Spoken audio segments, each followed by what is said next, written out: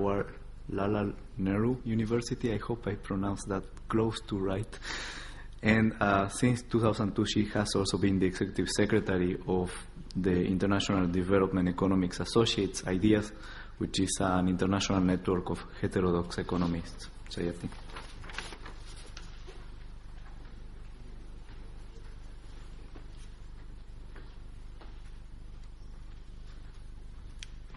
Thanks very much, Aldo. You know, I think a lot of the important points have already been made, so I'm going to just focus on a few related issues. But before that, I just want to provide a couple of points of background, well, really 3 points of background.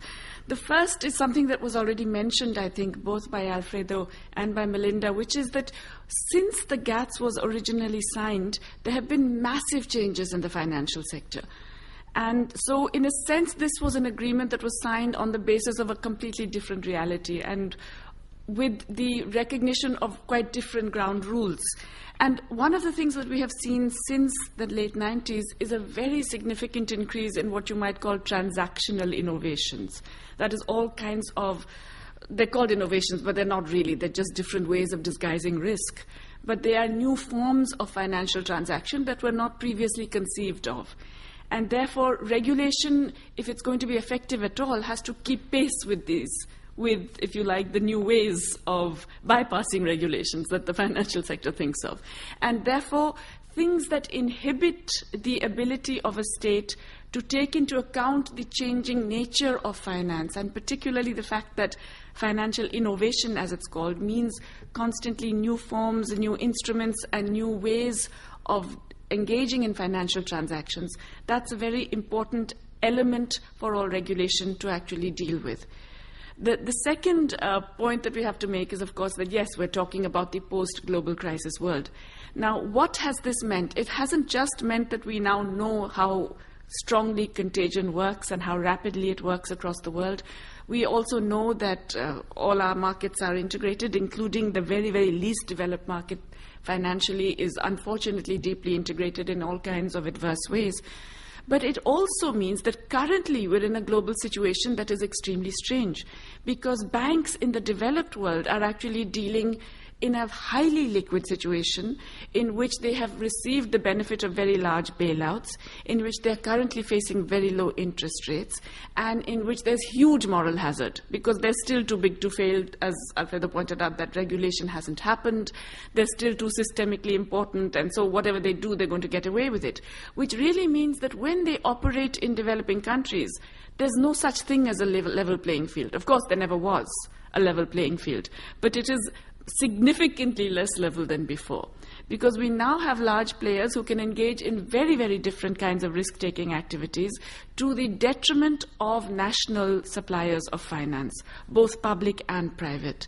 And that is a concern for developing countries, especially those who want to retain some amount of development banking.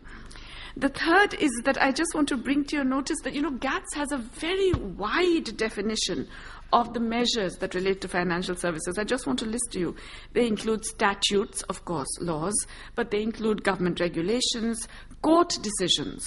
So, in fact, a court decision can also go against the GATS, agency determination, and any government actions affecting financial services, including something like a differential tax regime. So we're talking about a very, very extensive coverage of what constitutes a measure that will affect the financial services element of the GATS. And this is something that developing countries have to take note of, because many things that they think are really not in the purview of GATS could well be in the purview. Fine. So with these background measures, there are just two aspects of, well, three aspects, okay, of the problem that I want to highlight. The first is that among the things that GATS does not allow is the banning of a range of activities. And so there are bans on bans, effectively, and bans on size limits, both of which are contained in Article 16.2. And these have huge implications for developing countries, I would argue, even more than developed countries, because in developed countries, with a reasonable degree of financial sophistication, it's often possible to implement rules in a particular way that will prevent excessive activity. In many developing countries, it's often easier just to ban that activity outright. To give you an example, in India, the government has decided to ban forward trading in those basic food grains in which government activity is very pronounced. And that's important. Why? Because when you have government activity, we have a government procurement system in, say, wheat, rice, sugarcane, very basic commodities. That really sets a floor for the price, and that gives you a one-way bet for the speculator. Now, a ban like this is actually illegal under the GATS. And there is, it hasn't been challenged, but it would be subject to challenge, that you are not allowed to ban futures markets in the following commodities. Now, in smaller developing countries where you don't even have the wherewithal to do this can play a very significant role. And often the easiest choice for smaller developing countries is simply to ban. It is not to go into more complicated legal devices, which are institutionally complicated to maintain. The second problem has to do with a vast range of other things that the GATS actually can potentially ban. I'm relating, I think Melinda has already talked about Article 12, the safeguarding of the balance of payments. The phrasing is so defined that, in fact, you really have had to have the crisis, as she mentioned, before you can safeguard. And it's not just to do with capital flows, it's a range of other banking activities that could actually, that you may wish to inhibit well before you actually have the crisis. This has to do, for example, with an overheating in particular sectors, excessive lending to, let's say, construction and real estate activity, excessive activity in certain areas that you feel are fueling a speculative boom in certain asset markets and prices. Now, these are all things that developing countries need to be able to do at different times and well before the actual crisis occurs. I think it's widely recognized that in India we were able to prevent some of the worst effects of the global economic crisis because we had a central bank that used some of these in a reasonably flexible and proactive manner. But given the very wide definition of measures under the GATS, these also could have been challenged. Okay.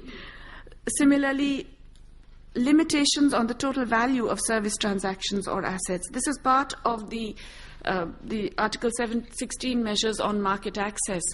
And this is usually important because depending on how you read this, this would actually prevent things like creating a firewall between banking and non-banking activities. Let's say allowing, the Volcker rule or the rule that is being proposed in the UK, the firewall.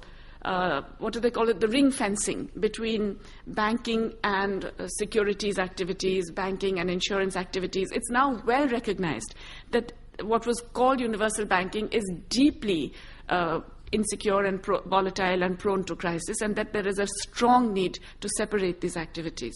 But this is actually something that could be threatened under GATS and could be questioned. And this is, again, an important issue because if you can't do that, you can't actually get to stability in your financial sectors at any point. I think Alfredo has already made this point that, you need a three-pronged approach to control and prevent finance from destabilizing all your other macroeconomic policies.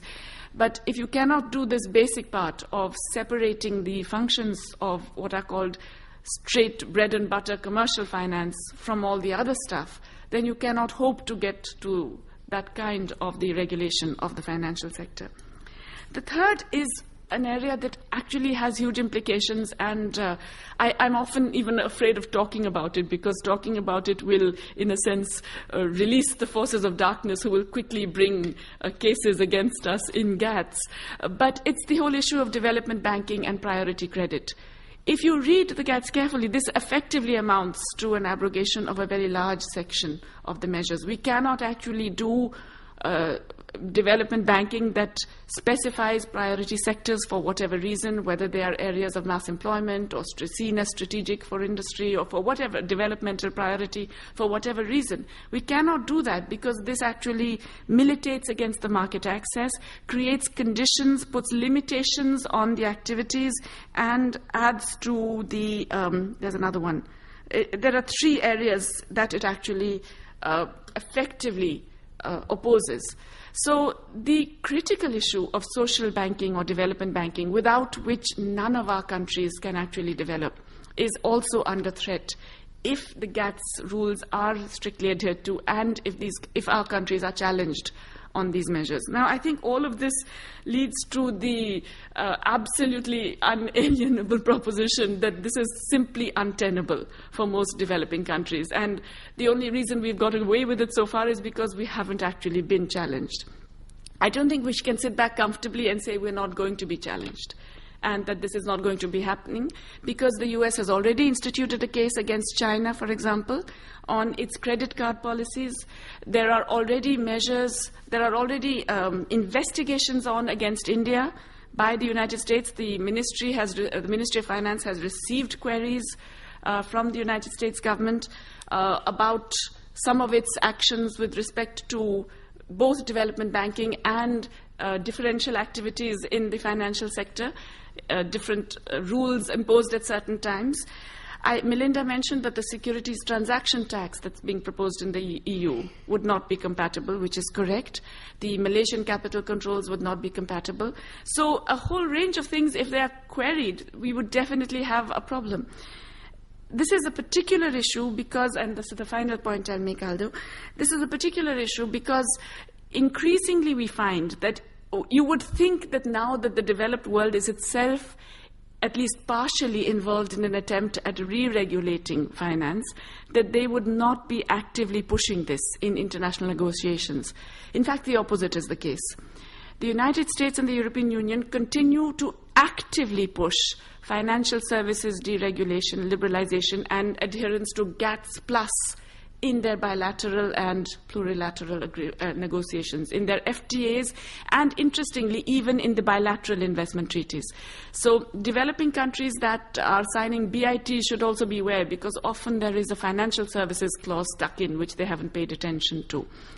And this is true of countries that don't even have financial sectors to speak of. Nepal, for example, in its bilateral FTA, has been given a huge financial sector liberalization. And all kinds of countries that really have not even given this matter any thought because they don't have any really significant degree of financial sophistication or intermediation, are all being asked to subject themselves not just to GATS, but increasingly to GATS plus rules in financial services, in the bilateral and in the regional free trade agreements. So I think that this is a huge concern. There are many ways of thinking about how to deal with it. There are those who argue that the prudential, the PMD, the Prudential Measures Defense, is adequate. There's enough legal opinion to suggest that it isn't. There are some who have suggested that we should go out there and declare our own range of prudential measures. But I think that there is an even stronger case to say that essentially this whole category of financial services should increasingly be removed from the area of multilateral, bilateral, and plurilateral negotiations. Thank you.